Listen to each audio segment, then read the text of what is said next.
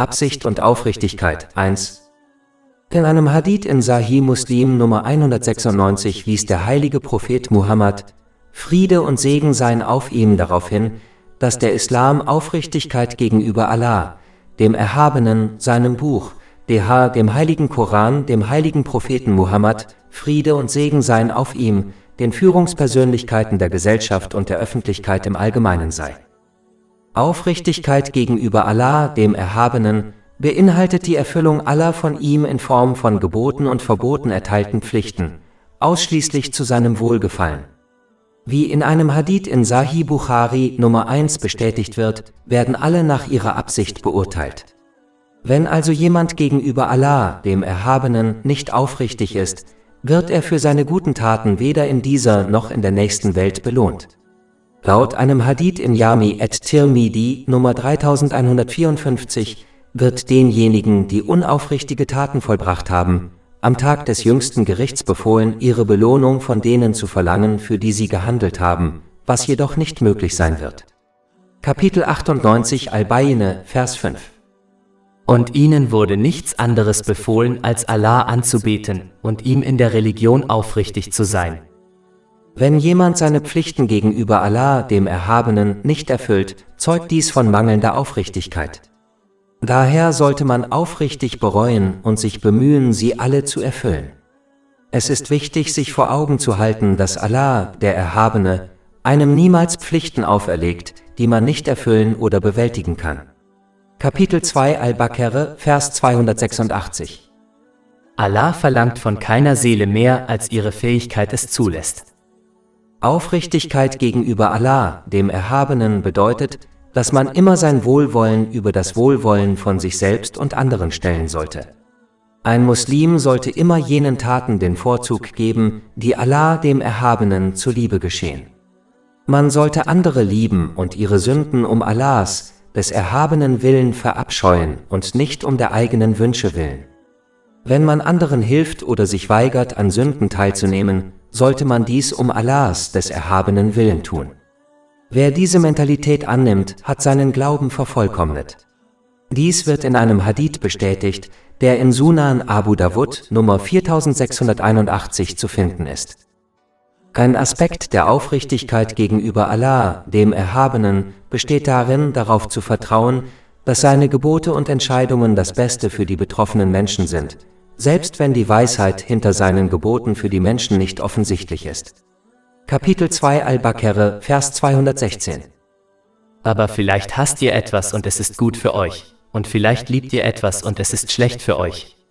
Und Allah weiß es, ihr aber wisst es nicht.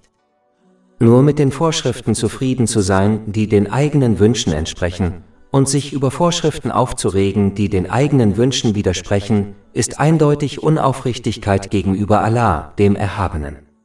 Wer Allah, dem Erhabenen, aufrichtig gehorcht, indem er seine Gebote befolgt, seine Verbote missachtet und dem Schicksal gemäß den Überlieferungen des heiligen Propheten Muhammad, Friede und Segen seien auf ihm, in jeder Situation und jedem Zustand mit Geduld entgegentritt, ist wahrlich aufrichtig.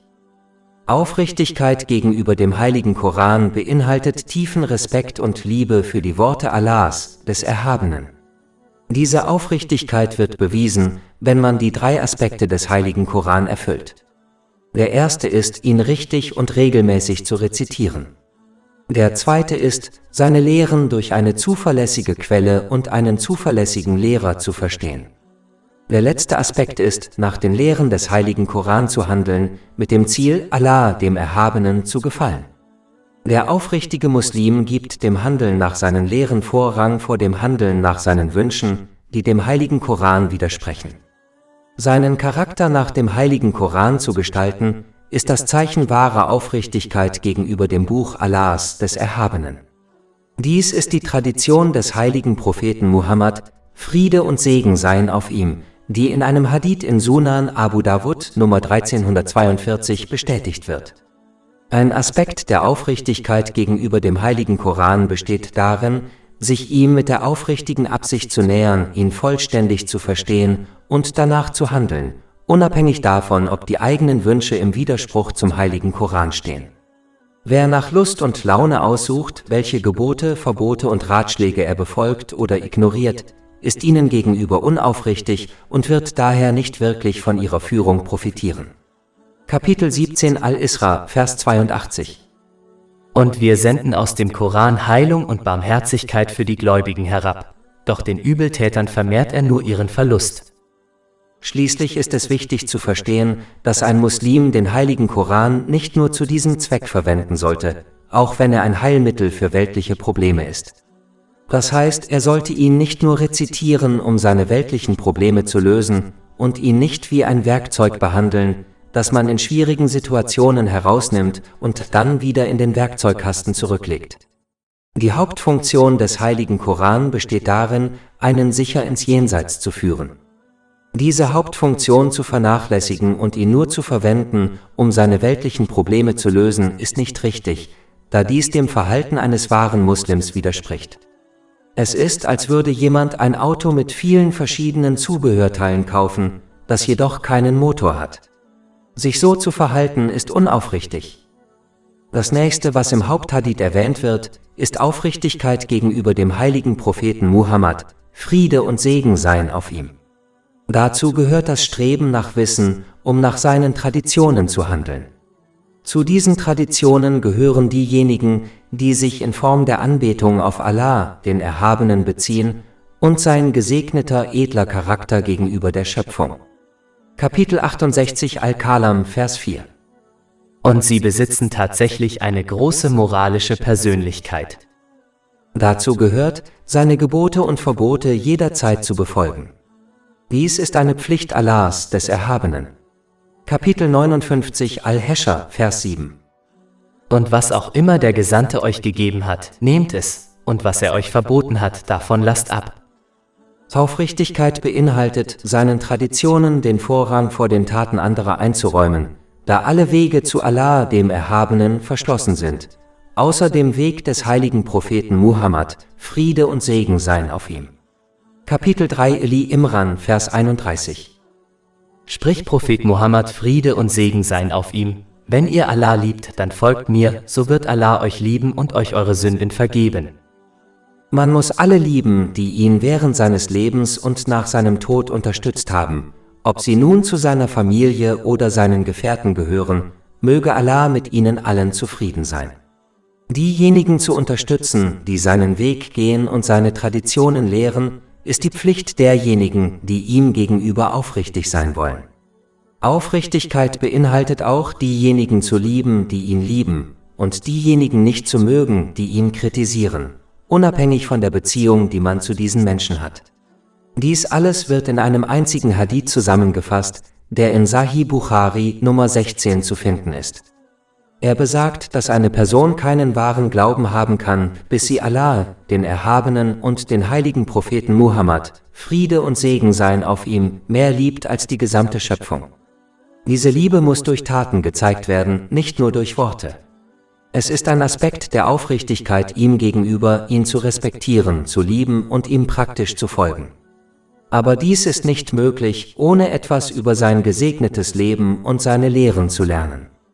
Wie kann man jemanden respektieren, lieben und ihm folgen, den man nicht einmal kennt? Wer behauptet, ihn zu lieben und zu respektieren, ihm jedoch in der Praxis nicht folgt, ist in seinem Anspruch unaufrichtig. Als nächstes wird im Haupthadith erwähnt, dass man den Führern der Gemeinschaft gegenüber aufrichtig sein muss, und dazu gehört auch, den religiösen Führern und Lehrern gegenüber aufrichtig zu sein. Dazu gehört, ihnen freundlich den besten Rat zu geben und sie bei ihren guten Entscheidungen mit allen notwendigen Mitteln zu unterstützen, beispielsweise mit finanzieller oder materieller Hilfe. Laut einem Hadith in Imam Maliks Muwatta, Buch Nummer 56, Hadith Nummer 20, erfreut die Erfüllung dieser Pflicht Allah, den Erhabenen. Kapitel 4 An-Nisa, Vers 59. Ihr Gläubigen, gehorcht Allah und gehorcht dem Gesandten und denen, die unter euch Autorität haben. Dies macht deutlich, dass es eine Pflicht ist, den Führern der Gesellschaft zu gehorchen. Es ist jedoch wichtig zu beachten, dass dieser Gehorsam eine Pflicht ist, solange man Allah, dem Erhabenen, nicht ungehorsam ist. Es gibt keinen Gehorsam gegenüber der Schöpfung, wenn dies zum Ungehorsam gegenüber dem Schöpfer führt. In solchen Fällen sollte eine Revolte gegen Führer vermieden werden, da dies nur zum Schaden unschuldiger Menschen führt. Stattdessen sollte den Führern gemäß den Lehren des Islam sanft geraten werden, Gutes zu tun und Böses zu verbieten. Man sollte anderen raten, entsprechend zu handeln, und die Führer immer anflehen, auf dem richtigen Weg zu bleiben. Wenn die Führer aufrichtig bleiben, wird auch die Allgemeinheit aufrichtig bleiben. Die Führer zu hintergehen, ist ein Zeichen von Heuchelei, die man jederzeit vermeiden muss. Aufrichtigkeit beinhaltet auch, sich zu bemühen, ihnen in Angelegenheiten zu gehorchen, die die Gesellschaft im Guten vereinen, und vor allem zu warnen, was die Gesellschaft in Aufruhr versetzt. Im Islam gibt es keine blinde Loyalität gegenüber Führern, sondern nur Gehorsam ihnen gegenüber in Dingen, die Allah, dem Erhabenen, gefallen. Das Letzte, was im Haupthadith erwähnt wird, ist Aufrichtigkeit gegenüber der Allgemeinheit.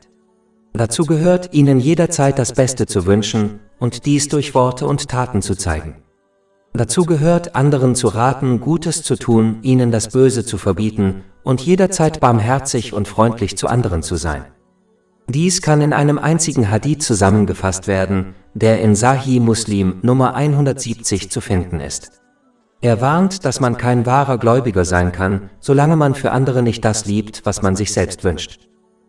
Aufrichtigkeit gegenüber den Menschen ist so wichtig, dass der heilige Prophet Muhammad, Friede und Segen seien auf ihm, diese Pflicht gemäß dem Hadith in Sahih Bukhari Nummer 57 neben das Verrichten des Pflichtgebets und das Spenden der obligatorischen Almosen stellte. Allein aus diesem Hadith kann man seine Bedeutung verstehen, da er mit zwei lebenswichtigen Pflichten verbunden ist.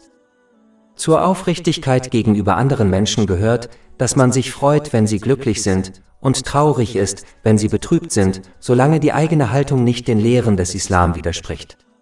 Ein hohes Maß an Aufrichtigkeit beinhaltet, dass man bis zum Äußersten geht, um das Leben anderer zu verbessern, selbst wenn man sich dadurch selbst in Schwierigkeiten bringt. Beispielsweise kann man auf den Kauf bestimmter Dinge verzichten, um den Reichtum an Bedürftige zu spenden. Der Wunsch und das Streben, die Menschen immer im Guten zu vereinen, gehören zur Aufrichtigkeit gegenüber anderen. Andere zu spalten hingegen ist ein Merkmal des Teufels.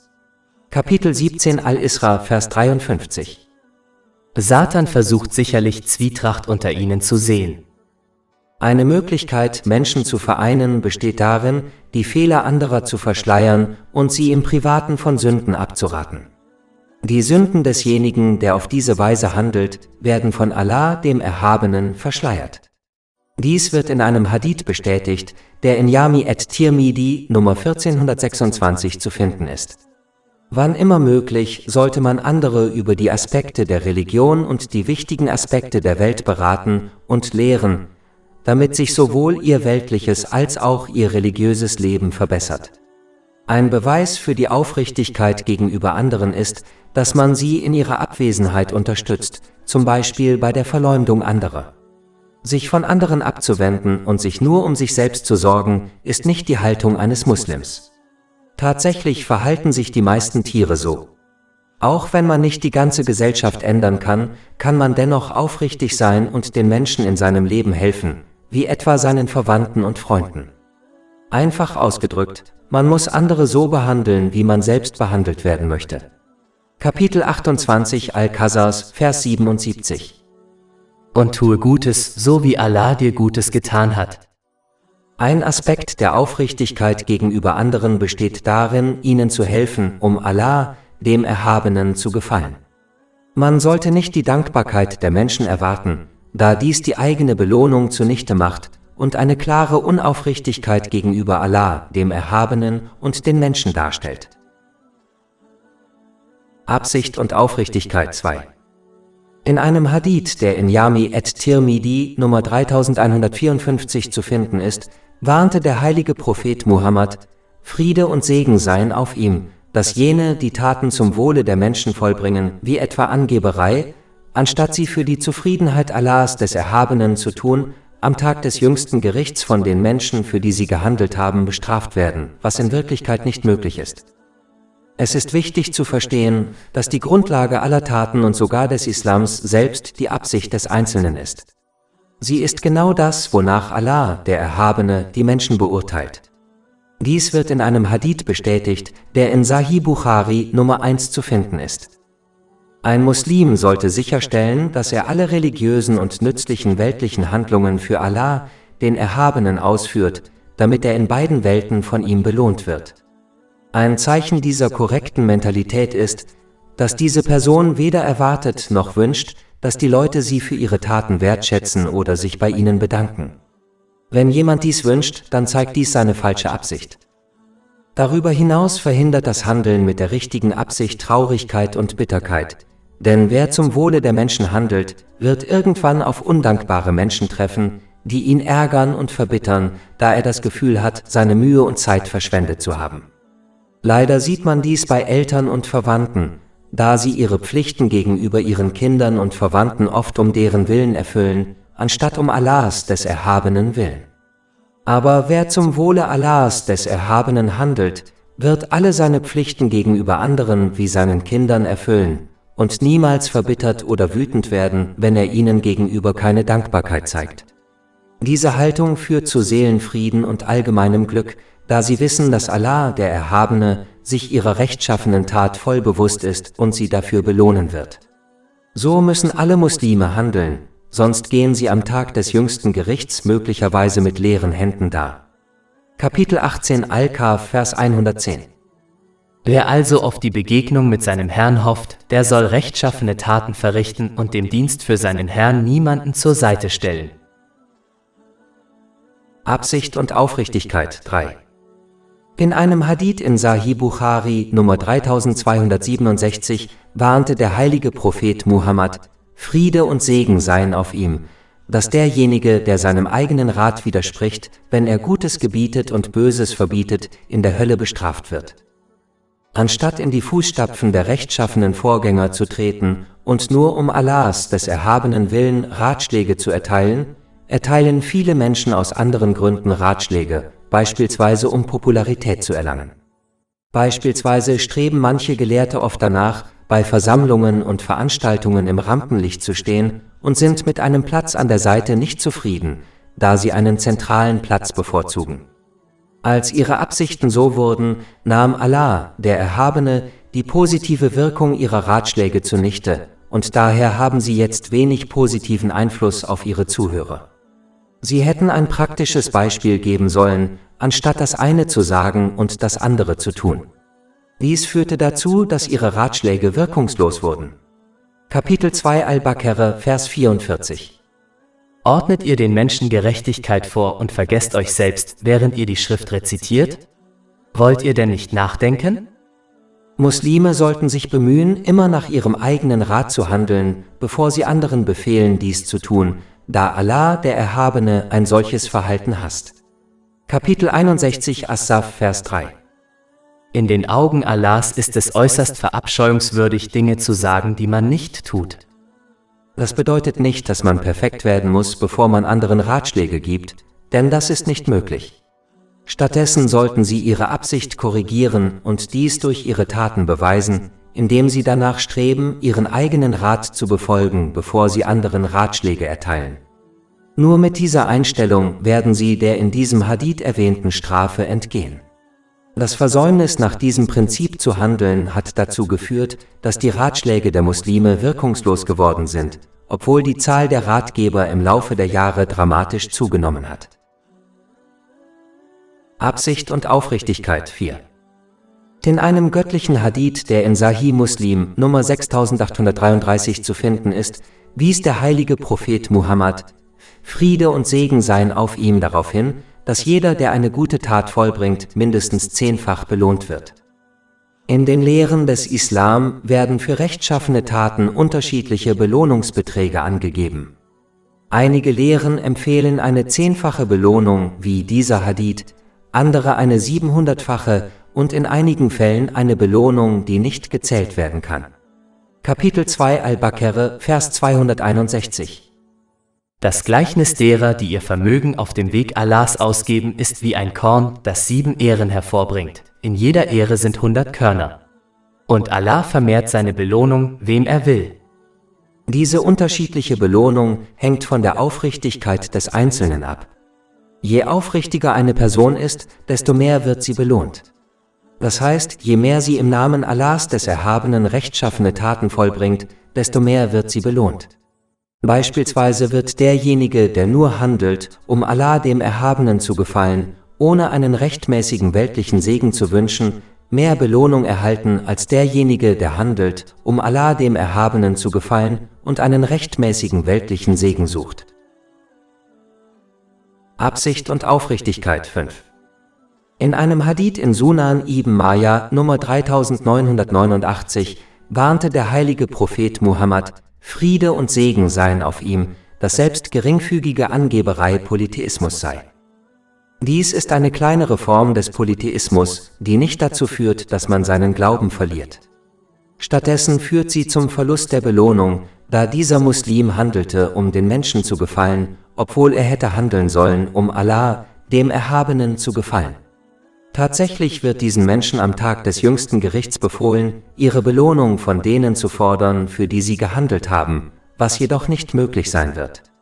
Dies wurde in einem Hadith in Jami at-Tirmidhi, Nummer 3154 gewarnt.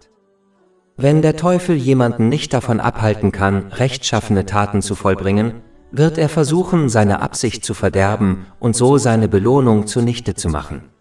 Wenn er seine Absicht nicht auf offensichtliche Weise verderben kann, versucht er, sie auf subtile Weise zu verderben. Dazu gehört, wenn Menschen anderen gegenüber subtil mit ihren rechtschaffenen Taten angeben. Manchmal ist es so subtil, dass sich die Person selbst nicht ganz darüber im Klaren ist, was sie tut. Da es gemäß einem Hadith in Sunan ibn Majah Nummer 224 eine Pflicht für alle ist, Wissen zu erlangen und danach zu handeln, wird Unwissenheit von Allah, dem Erhabenen, am Tag des jüngsten Gerichts nicht akzeptiert. Subtiles Angeben findet oft in sozialen Medien und in der Sprache statt. Ein Muslim könnte beispielsweise anderen mitteilen, dass er fastet, obwohl ihn niemand direkt danach gefragt hat. Ein anderes Beispiel ist, wenn jemand öffentlich den heiligen Koran auswendig rezitiert und so anderen zeigt, dass er den heiligen Koran auswendig gelernt hat. Sogar sich selbst öffentlich zu kritisieren, kann als Angeberei gegenüber anderen gelten. Abschließend lässt sich sagen, dass Angeberei auf subtile Weise die Belohnung eines Muslims zerstört und vermieden werden muss, um seine rechtschaffenen Taten zu schützen. Dies ist nur möglich, indem man islamisches Wissen erlernt und danach handelt, beispielsweise wie man seine Sprache und Taten schützt. Absicht und Aufrichtigkeit 6. Ich hatte einen Gedanken, den ich teilen wollte. Es ist wichtig, dass Muslime erkennen, warum sie Allah, den Erhabenen, anbeten, da dieser Grund ein Grund für eine Steigerung des Gehorsams gegenüber Allah, dem Erhabenen, sein kann oder in manchen Fällen zu Ungehorsam führen kann. Wenn jemand Allah, den Erhabenen, anbetet, um von ihm rechtmäßige weltliche Dinge zu erhalten, läuft er Gefahr, ihm gegenüber ungehorsam zu werden. Diese Art von Person wird im heiligen Koran erwähnt. Kapitel 22 Al-Hay, Vers 11. Und unter den Menschen gibt es manche, die Allah am Rande dienen. Wenn ihn etwas Gutes berührt, wird er dadurch beruhigt, doch wenn ihn eine Prüfung trifft, kehrt er sich dem Unglauben zu. Er hat diese Welt und das Jenseits verloren. Das ist der offenkundige Verlust. Sie horchen Allah, dem Erhabenen, um weltliche Segnungen zu erhalten, und wenn ihnen diese nicht zuteil werden oder sie auf Schwierigkeiten stoßen, werden sie oft wütend, was sie von der Gehorsamkeit gegenüber Allah, dem Erhabenen, abbringt. Diese Menschen gehorchen Allah, dem Erhabenen, oft und gehorchen ihm nicht, je nach der Situation, in der sie sich befinden, was in Wirklichkeit der wahren Dienerschaft gegenüber Allah, dem Erhabenen, widerspricht. Obwohl es im Islam akzeptabel ist, sich von Allah, dem Erhabenen, rechtmäßige weltliche Dinge zu wünschen, kann man, wenn man an dieser Haltung festhält, wie die in diesem Vers erwähnten werden. Es ist weitaus besser, Allah, den Erhabenen, anzubeten, um im Jenseits errettet zu werden und das Paradies zu erlangen. Es ist unwahrscheinlich, dass diese Person ihr Verhalten ändert, wenn sie auf Schwierigkeiten stößt. Aber der höchste und beste Grund ist, Allah, dem Erhabenen, zu gehorchen, einfach weil er ihr Herr und der Herr des Universums ist. Dieser Muslim wird, wenn er aufrichtig ist, in allen Situationen standhaft bleiben, und durch diesen Gehorsam werden ihm sowohl weltliche als auch religiöse Segnungen gewährt, die die weltlichen Segnungen übertreffen, die der erste Typ Mensch jemals erhalten würde. Abschließend sei gesagt, dass es für Muslime wichtig ist, über ihre Absichten nachzudenken und sie, wenn nötig, zu korrigieren, sodass sie dadurch ermutigt werden, weiterhin standhaft in ihrem Gehorsam gegenüber Allah, dem Erhabenen, zu bleiben, indem sie seine Gebote befolgen, seine Verbote missachten und ihrem Schicksal in allen Situationen mit Geduld begegnen. Absicht und Aufrichtigkeit 7. Ich hatte einen Gedanken, den ich teilen wollte. Ich dachte über einen der Hauptgründe nach, warum Menschen, die Gutes tun, wie zum Beispiel Geschenke für andere kaufen, nicht das gleiche Maß an Respekt und Liebe von anderen Menschen erhalten wie diejenigen, die diese Dinge nicht tun. Dieses Ergebnis ist das Ergebnis ihrer Absicht. Wenn diese Menschen rechtschaffene Taten gegenüber anderen vollbringen, wie zum Beispiel Kranke besuchen, tun sie dies entweder um der Menschen willen, also um ihnen eine Freude zu machen, oder sie vermischen diese Absicht mit dem Ziel, Allah, dem Erhabenen, zu gefallen. Erstens wird derjenige, der zum Wohle der Menschen handelt, keine Belohnung von Allah, dem Erhabenen, erhalten. Ihm wird gesagt, dass er seine Belohnung von den Menschen erhalten wird, für die er am Tag des jüngsten Gerichts gehandelt hat. Dies wird in einem Hadith bestätigt, der in Jami at-Tirmidhi Nummer 3154 zu finden ist. Die Gelehrten sind sich uneinig darüber, ob diejenigen, die ihre Absicht vermischen, indem sie darauf abzielen, Allah, dem Erhabenen, und den Menschen eine Freude zu machen, eine teilweise Belohnung erhalten oder überhaupt keine. Um auf der sicheren Seite zu sein, sollte ein weiser Muslim nur im Namen Allahs, des Erhabenen, handeln. Auf der anderen Seite gibt es Menschen, die mehr Respekt und Liebe von anderen erhalten, weil sie nur zum Wohle Allahs, des Erhabenen, handeln. Wenn sie andere freundlich behandeln, tun sie das nicht zum Wohle der Menschen. Aufgrund ihrer Aufrichtigkeit schenkt Allah, der Erhabene, den Menschen mehr Liebe und Respekt als denen, die den Menschen gegenüber mehr Güte zeigen, aber in ihren Taten weniger aufrichtig sind. Wenn Menschen also eine Belohnung von Allah, dem Erhabenen, und Respekt von den Menschen wollen, sollten sie ihre Absicht korrigieren und nur rechtschaffene Taten um Allahs, des Erhabenen, Willen vollbringen. Ein Zeichen dieser richtigen Absicht ist, dass diese Person danach strebt, Allah, dem Erhabenen, zu gefallen, selbst wenn dies den Menschen missfällt. Das heißt, sie achten nicht auf die Haltung und Reaktionen der Menschen. Absicht und Aufrichtigkeit 8. Ich habe vor einiger Zeit einen Zeitungsartikel gelesen, den ich kurz besprechen wollte. Darin wurde berichtet, wie sich eine Berühmtheit für die Rechte der Frauen einsetzte. Zweifellos ist dies eine gute Sache, da der Islam die Ehrung der Frauen lehrt, auch wenn einige Muslime diese Lehren nicht in die Tat umsetzen. Hier kam in den Sinn, dass viele Menschen gekommen und gegangen sind, die sich für irgendeine Sache eingesetzt haben, sei es für Frauenrechte, Menschenrechte, die Armen oder etwas anderes, aber nur ein kleiner Prozentsatz dieser Menschen hatte einen positiven Einfluss auf die Gesellschaft. Die Mehrheit hatte keinen positiven Einfluss und wurde stattdessen zu Fußnoten der Geschichte. Einer der Gründe dafür ist mangelnde Aufrichtigkeit. Wenn man die Seiten der Geschichte umblättert, wird man feststellen, dass diejenigen, die mit der richtigen Absicht handelten, das heißt, der Gesellschaft wirklich und ohne Hintergedanken zu nützen, Erfolg hatten, auch wenn sie keine Muslime waren. Anderen zu nützen ist etwas, das Allah, der Erhabene, liebt, und deshalb gewährt er allen, die aufrichtig nach diesem Ziel streben, Erfolg. Diejenigen, die keinen positiven Einfluss auf die Gesellschaft hatten, hatten keine guten Absichten, weil sie etwas anderes wollten, zum Beispiel Ruhm. In den meisten Fällen ist ihre schlechte Absicht ziemlich offensichtlich, da ihre Worte und Taten sich eindeutig widersprechen. Manche behaupten zum Beispiel, sich für die Rechte der Frauen einzusetzen und nehmen dann fröhlich an Werbekampagnen teil, die Frauen als nichts weiter als Zierde darstellen, die man anstarren kann. Wenn ihre Taten ihre Behauptungen untermauerten, hätten sie den Werbefirmen stattdessen beigebracht, dass die Intelligenz, der gute Charakter und die innere Stärke einer Frau das sind, was man der Welt durch ihre Werbekampagnen zeigen sollte. Viele dieser Menschen, die behaupten, sich für verschiedene Anliegen einzusetzen, haben politischen und gesellschaftlichen Einfluss und besitzen viel Reichtum, doch ihr positiver Einfluss auf die Gesellschaft ist minimal und von sehr kurzer Dauer. Auf der anderen Seite haben diejenigen, die möglicherweise keinen solchen Einfluss hatten, durch ihre Aufrichtigkeit die Einstellung von Millionen verändert. Sie wollten nur der Gesellschaft nützen, sie strebten nach nichts anderem.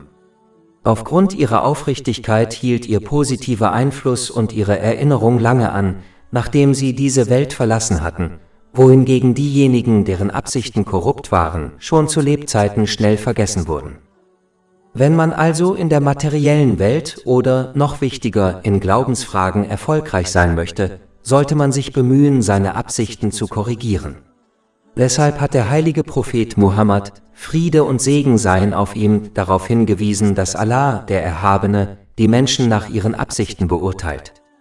Dies wird in einem Hadith bestätigt, der in Sahih Bukhari Nummer 1 zu finden ist. Absicht und Aufrichtigkeit 9. Ich habe vor einiger Zeit einen Zeitungsartikel gelesen, den ich kurz diskutieren wollte. Darin wurde über die unterschiedlichen Lebensziele und Zwecke der Menschen berichtet und darüber, wie sie daran arbeiten, diese zu erreichen. Für Muslime ist es wichtig, ein Schlüsselkonzept des Islam zu verstehen.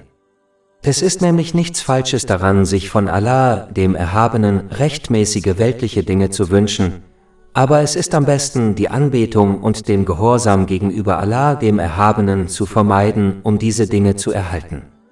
Dies liegt daran, dass diese Art von Muslimen Allah, den Erhabenen, oft nur dann anbeten und die Moscheen bewohnen, wenn sie sich weltliche Dinge wünschen. Aber wenn sie nicht erhalten, werden sie ungeduldig und haben die Nase voll, was dazu führt, dass sie aufhören, Allah, dem Erhabenen, zu gehorchen. Oder wenn sie erhalten, dann bringt die Freude darüber sie oft dazu, sich von der Gehorsamkeit gegenüber Allah, dem Erhabenen, abzuwenden, da sie erreicht haben, was sie sich gewünscht haben, und daher Allah, dem Erhabenen, nicht mehr gehorchen müssen. Kapitel 17 Al-Isra, Vers 83. Wenn wir den Menschen unsere Gunst erweisen, wenden sie sich hochmütig ab. Doch wenn ihnen Böses widerfährt, verlieren sie alle Hoffnung. Diese Muslime beten Allah, den Erhabenen, an, das heißt, sie gehorchen Allah, dem Erhabenen, nur wenn es ihren Wünschen entspricht. Und aufgrund dieser Haltung laufen sie Gefahr, fehlgeleitet zu werden. Kapitel 22 Al-Hay, Vers 11. Und unter den Menschen gibt es manche, die Allah am Abgrund anbeten. Wenn ihn etwas Gutes berührt, wird er dadurch beruhigt, doch wenn ihn eine Prüfung trifft, kehrt er sich ab. Er hat diese Welt und das Jenseits verloren. Das ist der offenkundige Verlust. Diese Muslime behaupten vielleicht, dass sie Allah, den Erhabenen, anbeten, aber in Wirklichkeit beten sie nur ihre eigenen Wünsche und die Gaben und Segnungen an, die sie erhalten. Es ist lobenswert, Allah, den Erhabenen, anzubeten, um religiöse Segnungen wie das Paradies zu erlangen, wie es die islamischen Lehren empfehlen. Aber es ist weitaus erhabener, Allah, den Erhabenen, anzubeten, da er der Einzige ist, der dessen würdig ist, und weil die Schöpfung seine Diener sind. Wenn ein Muslim Geschenke und Segnungen begehren muss, dann ist es das Beste, nach religiösen Segnungen zu streben, denn das Streben nach weltlichen Segnungen kann die Absicht einer Person so verändern, dass sie am Ende das Geschenk anbetet und nicht den Geber. Absicht und Aufrichtigkeit 10. Ich habe vor einiger Zeit einen Nachrichtenbericht gesehen, den ich kurz besprechen wollte. Darin wurde über einen hochrangigen Regierungsbeamten Saudi-Arabiens berichtet, der einen möglichen Plan der saudischen Regierung diskutierte. Es wurde erwogen, die Visa-Anträge vollständig zu öffnen, damit die Menschen die heilige Stadt Mekka, bekannt als Umrah, das ganze Jahr über besuchen können. Derzeit sind die verfügbaren Visa auf bestimmte Zeiten im Jahr beschränkt. Obwohl dies ein guter Plan ist und durchgeführt werden sollte, war ihre Absicht, diesen Plan in Betracht zu ziehen, überraschend. Da die Ölpreise im Laufe der Jahre gefallen sind und das Öl irgendwann zur Neige gehen wird, unternimmt die saudische Regierung Schritte, indem sie in andere Geschäftsmöglichkeiten auf der ganzen Welt investiert, um sicherzustellen, dass sie reich bleibt. Obwohl dies im Islam nicht verboten ist, ist das Überraschende, dass ihr einziger Grund, Pilger das ganze Jahr über nach Mekka reisen zu lassen, darin bestand, mehr Reichtum zu erlangen. Diese Absicht wurde in dem Nachrichtenbericht sehr deutlich gemacht. Es war sehr überraschend, da Muslime den sehr berühmten Hadith des heiligen Propheten Muhammad, Friede und Segen seien auf ihm, kennen sollten, der in Sahih Bukhari Nummer 1 zu finden ist. Er rät, dass die Handlungen einer Person anhand ihrer Absicht beurteilt werden. Wenn ihre Absicht hinter ihrer Entscheidung nur darin besteht, mehr Reichtum zu erlangen, werden sie von Allah, dem Erhabenen, keine Belohnung erhalten. Das Einzige, was sie gewinnen werden, ist mehr Reichtum, der ihnen irgendwann aus den Händen gleiten wird. Wenn sie jedoch beabsichtigt hätten, den Pilgern das ganze Jahr über die Reise nach Mekka um Allahs Willen zu ermöglichen, das heißt, dass mehr Menschen Allah, dem Erhabenen, anbeten und zahllose gute Taten vollbringen würden, dann hätten sie für ihren Plan sowohl in dieser Welt als auch in der nächsten eine Belohnung erhalten und außerdem den Reichtum erlangt, den sie sich gewünscht hätten. Darüber hinaus besagt ein Hadith in Sahih Muslim, Nummer 4899, dass jeder, der jemanden zu etwas Gutem einlädt, die gleiche Belohnung erhält wie derjenige, der die rechtschaffene Tat vollbracht hat, zu der er eingeladen wurde. Das bedeutet, wenn die saudische Regierung mit ihrem Plan Allah, den Erhabenen, zufriedenstellen wollte, hätte sie dieselbe Belohnung erhalten wie jede einzelne Person, die die Besuchs- bzw. Umrah-Maßnahme durchführte, einfach weil sie durch die Verlängerung der Visa auf das ganze Jahr zu dieser Tat einlud. Kann man sich vorstellen, wie viel Belohnung sie erhalten würden, während sie zu Hause säßen? Die Lektion, die man daraus lernen kann, ist einfach. Wenn jemand im Namen Allahs des Erhabenen handelt, indem er sich an den heiligen Koran und die Traditionen des heiligen Propheten Muhammad, Friede und Segen seien auf ihm, hält, wird er in beiden Welten gesegnet. Aber wenn er im Namen der Welt handelt, gewinnt er vielleicht etwas von der Welt, aber er wird im Jenseits nichts erhalten. Es ist also wichtig, vor dem Handeln nachzudenken, da man möglicherweise eine unschätzbare Belohnung nur aufgrund seiner schlechten Absichten verlieren kann. Absicht und Aufrichtigkeit 11. In einem Hadith in Sunan Abu Dawud Nummer 4681 beschrieb der heilige Prophet Muhammad, Friede und Segen seien auf ihm, die Eigenschaften, die den Glauben eines Muslims vervollkommnen. Die erste ist, um Allahs Willen zu lieben. Dies beinhaltet, dass man sich in weltlichen und religiösen Angelegenheiten das Beste für andere wünscht. Dies muss praktisch durch die eigenen Taten zum Ausdruck kommen, man muss andere im Rahmen seiner Möglichkeiten finanziell, emotional und physisch unterstützen. Wenn man seine Gefälligkeiten anderen gegenüber aufzählt, hebt das nicht nur die Belohnung auf, sondern beweist auch, dass man um Allahs Willen nicht liebt, da diese Person nur Lob und andere Formen der Belohnung von anderen Menschen will. Kapitel 2 Al-Baqarah, Vers 264. Ihr Gläubigen, macht eure Almosen nicht durch Mahnungen oder Verletzungen ungültig. Jegliche Art von negativen Gefühlen gegenüber anderen aus weltlichen Gründen, wie etwa Neid, widerspricht der Liebe zu anderen um Allahs des Erhabenen Willen und muss vermieden werden. Zu dieser edlen Eigenschaft gehört, dass man für andere das liebt, was man für sich selbst liebt, und zwar nicht nur durch Worte, sondern auch durch Taten. Dies ist ein Aspekt eines wahren Gläubigen gemäß einem Hadith, der in Jami at-Tirmidhi Nummer 2515 zu finden ist. Und schließlich umfasst die Liebe um Allahs Willen auch die Liebe zu den Dingen, die Allah, der Erhabene, liebt, wie den heiligen Koran und die Traditionen des heiligen Propheten Muhammad, Friede und Segen seien auf ihm. Diese Liebe muss praktisch zum Ausdruck gebracht werden, indem man diese beiden Quellen der Führung lernt und danach handelt und sich den anderen Dingen widmet, die Allah, dem Erhabenen, lieb sind, wie rechtschaffene Taten und die Moscheen. Die nächste Eigenschaft, die im Haupthadith erwähnt wird, ist der Hass um Allahs des Erhabenen Willen. Das bedeutet, dass man Dinge, die Allah, der Erhabene, nicht mag, wie beispielsweise seinen Ungehorsam, nicht mögen sollte. Es ist wichtig zu beachten, dass dies nicht bedeutet, dass man andere hassen sollte, da die Menschen aufrichtig bei Allah, dem Erhabenen, bereuen können. Stattdessen sollte ein Muslim die Sünde selbst nicht mögen, was dadurch bewiesen wird, dass er sie vermeidet und auch andere davor warnt. Muslime sollten weiterhin andere beraten, anstatt die Verbindung zu ihnen abzubrechen, da diese freundliche Tat sie durchaus dazu bringen kann, aufrichtig zu bereuen. Dazu gehört, Dinge nicht aufgrund eigener Gefühle abzulehnen, wie beispielsweise eine Handlung, die rechtmäßig ist. Schließlich ist der Beweis dafür, dass jemand um Allahs, des erhabenen Willen, Abneigung empfindet, dass er seine Abneigung, wenn er sie durch Worte und Taten zeigt, niemals auf eine Weise zeigen wird, die den Lehren des Islam widerspricht. Das heißt, ihre Abneigung gegen etwas wird sie niemals dazu verleiten, eine Sünde zu begehen, da dies beweisen würde, dass ihre Abneigung gegen etwas nur zu ihrem eigenen Wohl geschieht. Die nächste Eigenschaft, die im Haupthadith erwähnt wird, ist das Geben um Allahs, des erhabenen Willen.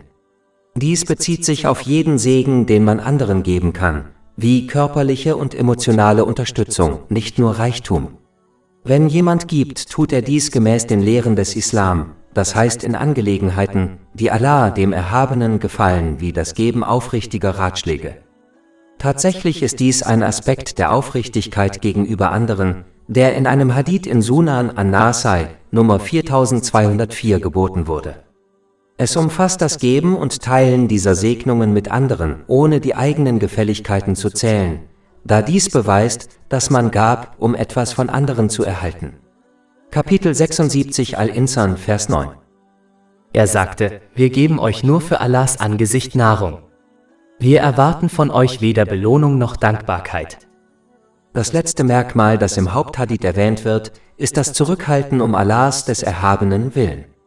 Dazu gehört, dass man anderen die Segnungen vorenthält, die man besitzt, wie b. Reichtum in Angelegenheiten, die Allah, dem Erhabenen, missfallen.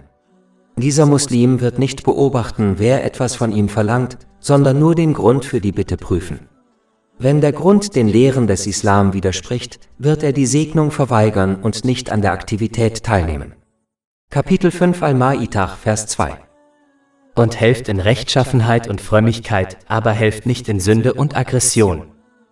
Dazu gehört, dass man seine Worte und Taten in Angelegenheiten zurückhält, die Allah, dem Erhabenen, nicht gefallen, wie etwa Verleumdung oder das Ausleben seines Zorns. Dieser Muslim wird nicht nach seinen Wünschen sprechen und handeln und nur dann voranschreiten, wenn es Allah, dem Erhabenen, gefällt. Andernfalls wird er sich zurückhalten und davon absehen, voranzuschreiten. Abschließend lässt sich sagen, dass die Übernahme dieser Eigenschaften zur Vollkommenheit des Glaubens führt, da sie auf den eigenen Emotionen beruhen und daher äußerst schwer zu kontrollieren sind. Diese Kontrolle wird am besten erreicht, wenn man Gewissheit im Glauben erlangt. Dies wird erreicht, wenn man islamisches Wissen erlernt und danach handelt. Gewissheit im Glauben hilft dabei, die eigenen Absichten, den Fokus und die eigenen Handlungen jederzeit auf Allah, den Erhabenen, auszurichten. Dies wird einem dabei helfen, die 4 Aspekte zu kontrollieren, die im Haupthadith erwähnt werden. Darüber hinaus wird es demjenigen, der gesegnet ist, sie zu kontrollieren, leichter fallen, die anderen Pflichten des Islam zu erfüllen. Diese Pflichten bestehen darin, die Gebote Allahs, des Erhabenen, zu befolgen, sich von seinen Verboten fernzuhalten und dem Schicksal gemäß den Überlieferungen des heiligen Propheten Muhammad, Friede und Segen seien auf ihm, mit Geduld entgegenzutreten. Dies wird sicherstellen, dass man die Segnungen, die einem gewährt wurden, auf eine Weise nutzt, die Allah, dem Erhabenen, gefällt. Dies ist der Schlüssel zu Frieden und Erfolg in beiden Welten. Kapitel 16 An-Nahl, Vers 97. Wer Gutes tut, sei es Mann oder Frau, während er gläubig ist, dem werden wir gewiss ein gutes Leben verhelfen, und wir werden ihnen gewiss ihren Lohn im Jenseits entsprechend dem Besten geben, was sie zu tun pflegten. Absicht und Aufrichtigkeit 12. Ich hatte einen Gedanken, den ich teilen wollte. Muslime werden oft zu Recht darauf hingewiesen, wie wichtig es ist, islamisches Wissen zu erlangen und danach zu handeln. Und das Wissen, das nicht umgesetzt wird, weder in dieser noch in der nächsten Welt von Nutzen ist. Zu diesem Thema muss noch ein weiterer wichtiger Punkt verstanden werden. Wenn jemand richtig geführt werden möchte, um in beiden Welten Seelenfrieden und Erfolg zu erlangen, muss er eine aufrichtige Haltung einnehmen. Das heißt, der Einzige, der richtig von den islamischen Lehren geführt wird, ist derjenige, der zu diesem Wissen mit der Absicht gelangt, es vollständig anzunehmen und nach bestem Wissen und Gewissen danach zu handeln, ohne sich je nach Wunsch die Rosinen herauszupicken, welche Lehren er annimmt und umsetzt und welche er ignoriert. Man muss sich allen Lehren unterwerfen, sie annehmen und danach handeln, unabhängig davon, wie sehr sie den eigenen Wünschen widersprechen, und zwar nach bestem Wissen und Gewissen. Die Wahrheit ist, dass es immer Lehren aus dem heiligen Koran und den Traditionen des heiligen Propheten Muhammad, Friede und Segen seien auf ihm, geben wird, die eine Person schwer belasten, da sie ihren Wünschen und ihrer Haltung widersprechen. Dies liegt daran, dass jeder einen inneren Teufel hat, der es nicht mag, wenn man ihm widerspricht. Nur wenn man aufrichtig versucht, sich diesen Lehren zu unterwerfen, die den eigenen Wünschen widersprechen, wird man die richtige Führung erhalten. Rosinenpickerei, was man befolgt oder ignoriert, ist der Grund für die Irreführung der vergangenen Nationen und wird einen Muslim daran hindern, in beiden Welten Frieden und Erfolg zu erlangen. So wie Menschen bittere Medizin nehmen, obwohl sie nicht mögen, weil sie wissen, dass sie gut für sie ist, muss man alle Lehren des Islam akzeptieren und danach handeln, obwohl den eigenen Wünschen widersprochen wird, weil man weiß, dass es das Beste für einen ist.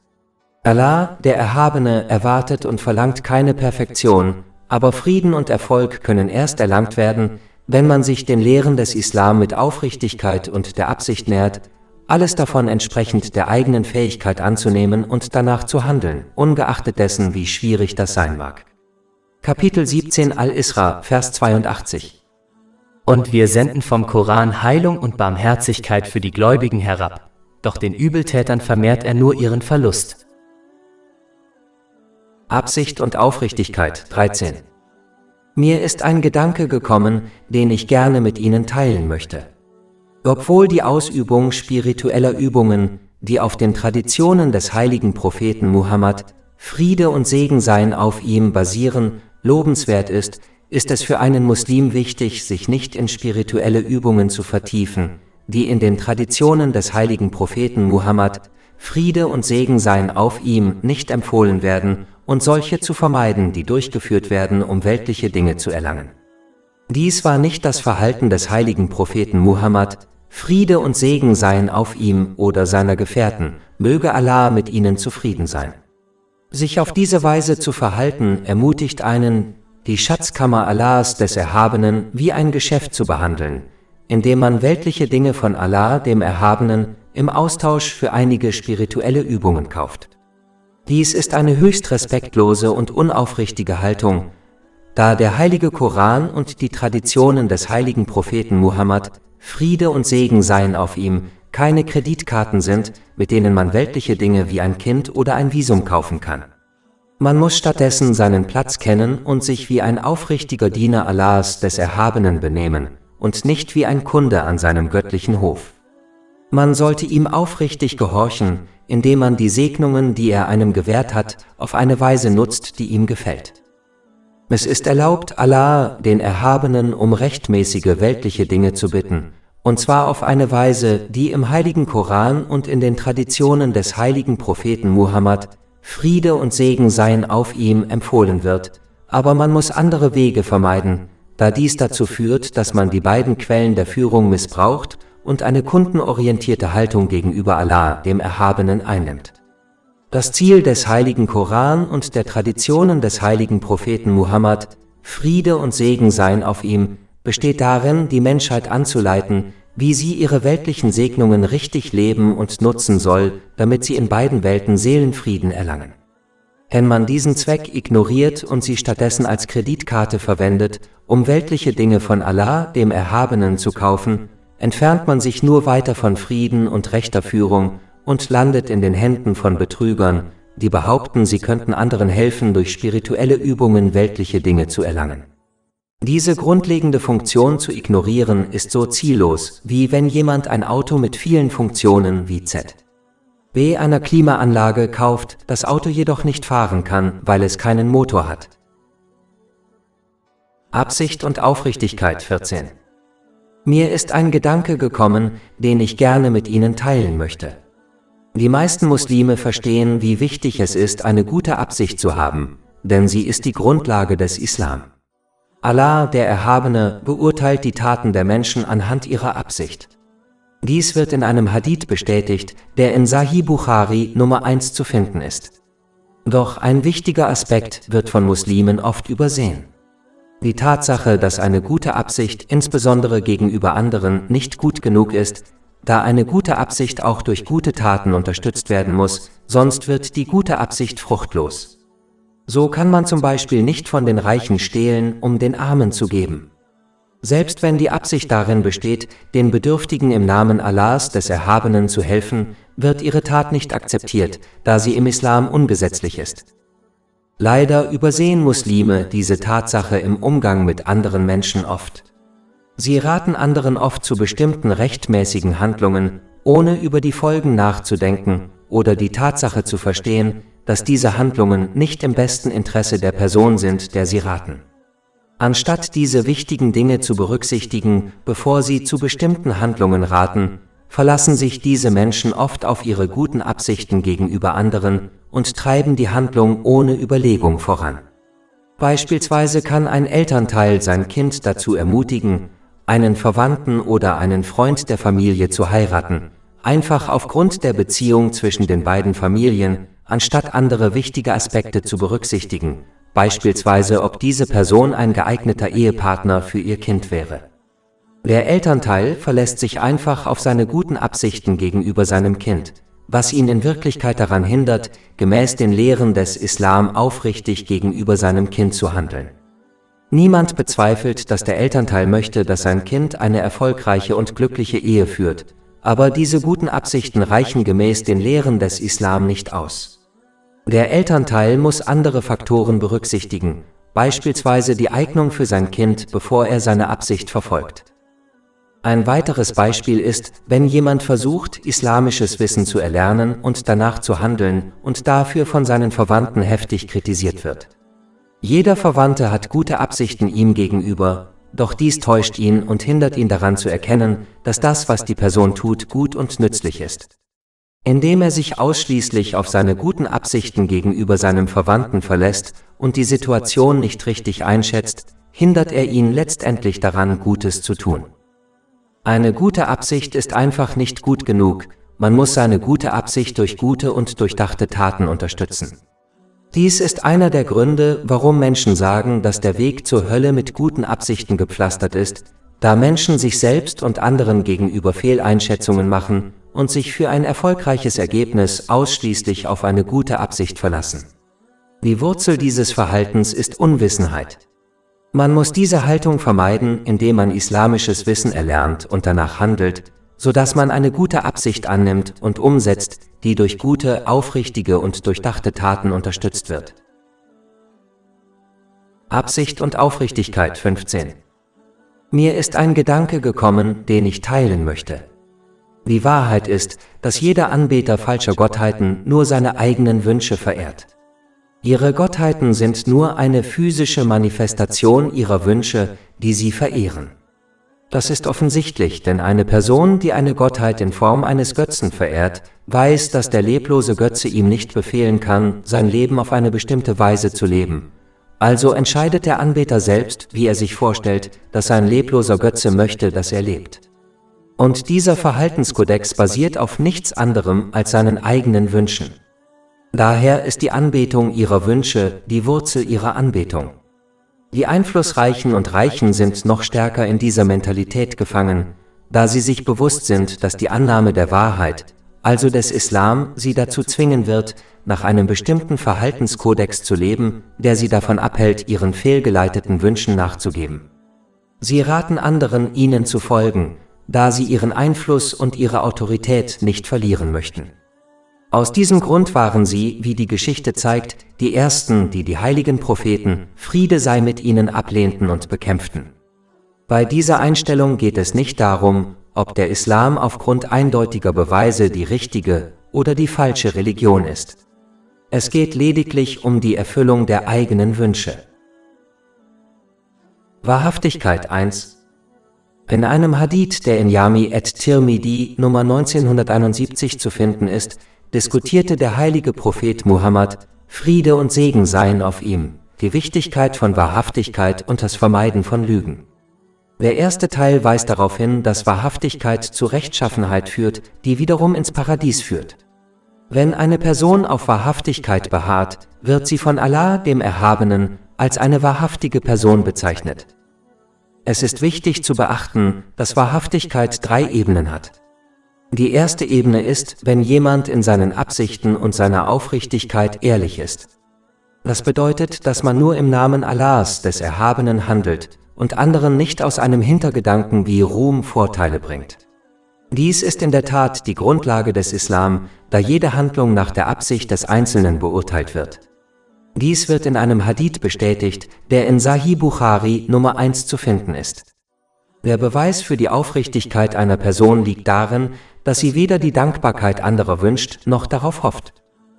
Die nächste Ebene ist, wenn man in seinen Worten die Wahrheit sagt. Das bedeutet in Wirklichkeit, dass man alle Arten verbaler Sünden vermeidet, nicht nur Lügen. Denn wer sich anderen verbalen Sünden hingibt, kann kein wirklich ehrlicher Mensch sein. Eine hervorragende Möglichkeit, dies zu erreichen, besteht darin, nach einem Hadith zu handeln, der in Jami at-Tirmidhi Nummer 2317 zu finden ist. Darin wird darauf hingewiesen, dass eine Person ihren Islam nur dann perfekt machen kann, wenn sie es vermeidet, sich in Dinge einzumischen, die sie nicht betreffen. Die meisten verbalen Sünden entstehen, weil ein Muslim über etwas spricht, das ihn nicht betrifft. Dazu gehört auch, eitle Reden zu vermeiden, da dies oft zu sündigen Reden führt und eine Verschwendung der eigenen kostbaren Zeit ist, was man am Tag des jüngsten Gerichts bereuen wird. Man kann diese Ebene der Wahrhaftigkeit erreichen, indem man einfach etwas Gutes sagt oder schweigt. Die letzte Stufe ist Wahrhaftigkeit im Handeln. Diese wird durch aufrichtigen Gehorsam gegenüber Allah, dem Erhabenen, erreicht, indem man seine Gebote befolgt, seine Verbote vermeidet und gemäß den Überlieferungen des heiligen Propheten Muhammad, Friede und Segen seien auf ihm, Geduld mit dem Schicksal hat, ohne die Lehren des Islam, die den eigenen Wünschen entsprechen, voreilig auszuwählen oder falsch zu interpretieren. Man muss sich bei allen Handlungen an die von Allah, dem Erhabenen, festgelegte Hierarchie und Prioritätenordnung halten. Wer sich so verhält, wird jeden Segen, der ihm gewährt wurde, auf eine Weise nutzen, die Allah, dem Erhabenen, gefällt. Die Folgen des Gegenteils dieser Wahrhaftigkeitsstufen, nämlich der Lüge, führen gemäß dem wichtigsten Hadith, der hier diskutiert wird, zu Ungehorsam, der wiederum ins Höllenfeuer führt. Wer an dieser Haltung festhält, wird von Allah, dem Erhabenen, als großer Lügner bezeichnet. Gemäß den 3 zuvor besprochenen Stufen beinhaltet Lügen in der Absicht, Allah, dem Erhabenen, gegenüber unaufrichtig zu sein und gute Taten zum Wohle der Menschen zu vollbringen. Lügen in der Sprache umfasst alle Arten sündiger Sprache. Lügen in der Tat umfasst das Beharren auf Sünden, was die Verletzung der Rechte Allahs, des Erhabenen und der Menschen beinhaltet. Derjenige, der alle diese Stufen der Lüge umfasst, ist ein großer Lügner, und man muss kein Gelehrter sein, um zu bestimmen, was am Tag des jüngsten Gerichts mit der Person geschehen wird, die von Allah, dem Erhabenen, als großer Lügner bezeichnet wird. Wahrhaftigkeit 2. In einem Hadith in Sahih Bukhari Nummer 2749 warnte der heilige Prophet Muhammad, Friede und Segen seien auf ihm, dass Lügen ein Aspekt der Heuchelei sei. Lügen ist inakzeptabel, egal ob es sich um eine kleine Lüge handelt, die oft als Notlüge bezeichnet wird, oder wenn man aus Spaß lügt. Alle diese Arten des Lügens sind verboten. Tatsächlich wurde derjenige, der lügt, um andere zum Lachen zu bringen, also nicht um jemanden zu täuschen, in einem Hadith in Jami at-Tirmidhi Nummer 2315 dreimal verflucht. Eine weitere beliebte Lüge, die Menschen oft aussprechen, weil sie glauben, dass es keine Sünde ist, ist das Lügen gegenüber Kindern. Laut Hadithen wie dem in Sunan Abu Dawud Nummer 4991 ist dies zweifellos eine Sünde. Es ist schlichtweg dumm, Kinder anzulügen, da sie diese sündige Angewohnheit nur von den Älteren übernehmen, die sie anlügen. Sich auf diese Weise zu verhalten, zeigt, dass das Lügen von Kindern akzeptabel ist, obwohl es gemäß den Lehren des Islam nicht akzeptabel ist.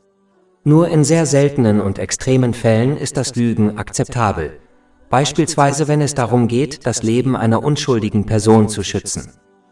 Es ist wichtig, das Lügen zu vermeiden, da es laut einem Hadith aus Jami at-Tirmidhi Nummer 1971 zu anderen Sünden führt, wie etwa zu übler Nachrede und Verspottung anderer. Dieses Verhalten führt zu den Toren der Hölle. Wenn eine Person weiterhin lügt, wird sie von Allah, dem Erhabenen, als großer Lügner bezeichnet. Man muss kein Gelehrter sein, um vorherzusagen, was am Tag des jüngsten Gerichts mit einer Person geschehen wird, die von Allah, dem Erhabenen, als großer Lügner bezeichnet wurde.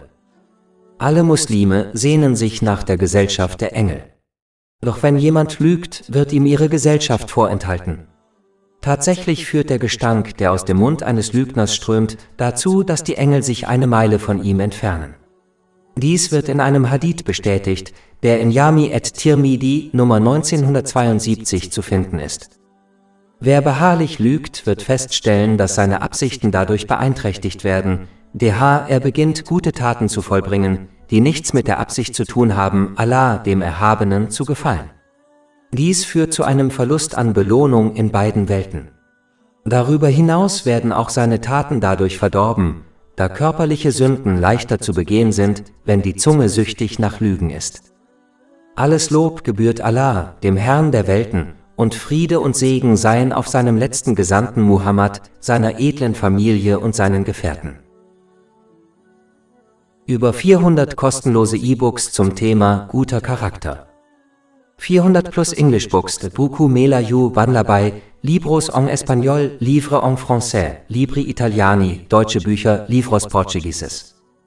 https://shakepot.com/books/ Backup-Sites for E-Books, https://shakepotbooks.wordpress.com/books/ https://shakepotbooks.wixsite.com/books https://shakepot.weebly.com https://archive.org/details/at-shakepot https://www.youtube.com/at-shakepot/playlists